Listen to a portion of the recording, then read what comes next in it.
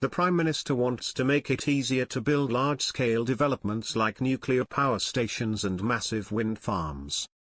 Keir Starmer provoked fury in his war on NIMBY blockers as he unleashed a planning overhaul to make it easier for large projects to be built. The Prime Minister says nuclear plants, train lines and wind farms will be built quicker under changes to stop opponents getting in the way of developments.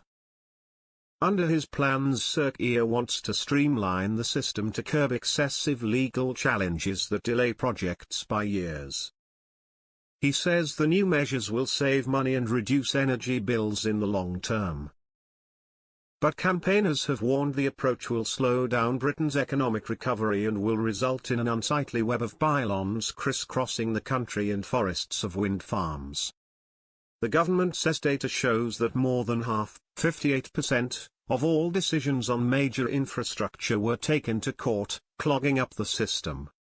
On average, each legal challenge takes around a year and a half to be resolved, and the courts have spent over 10,000 working days handling these cases, ministers argue.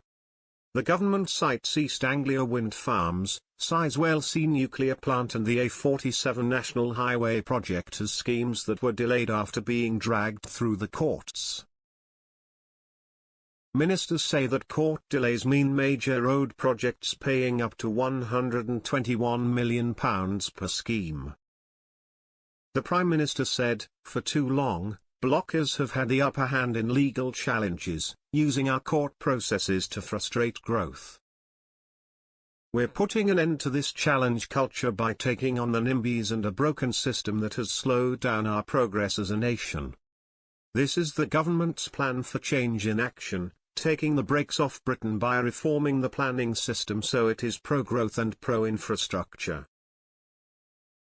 Under the plans, the current first attempt, known as the paper permission stage, will be scrapped. Primary legislation will also be changed to prevent challenges to developments going back to court 3 times. But campaigners have warned the plans risk blighting the environment forever. Rosie Pearson, founder of Essex-Suffolk-Norfolk Pylons Action Group, said, "Starmer is tinkering with the system and missing the point.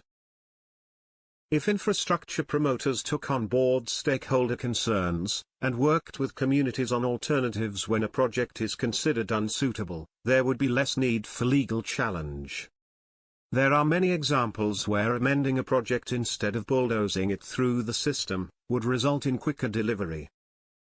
Instead of threatening to carpet the countryside with pylons, for example, which will result in battles, Starmer could look at the evidence for upgrading the grid in a way that is better for consumers, commuters and the environment.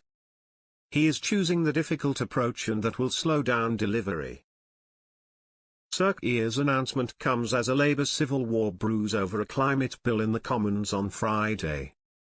Labour backbenchers who vote for the Climate and Nature Bill risk losing the whip, the Express understands. The private member's bill, which will be debated on Friday, is supported by 195 MPs, including 90 Labour MPs. But government figures are said to have ordered 4 ministers to renege their support for the bill and cut ties with the zero-hour environmental campaigners championing the bill ahead of Friday's vote. They include Chief Secretary to the Treasury Darren Jones and Energy Minister Miatta Fahnbulleh. The Labour Party in opposition supported the ambition and objectives of the private member's bill, but MPs say instructions from government whips to not support the bill puts it in jeopardy.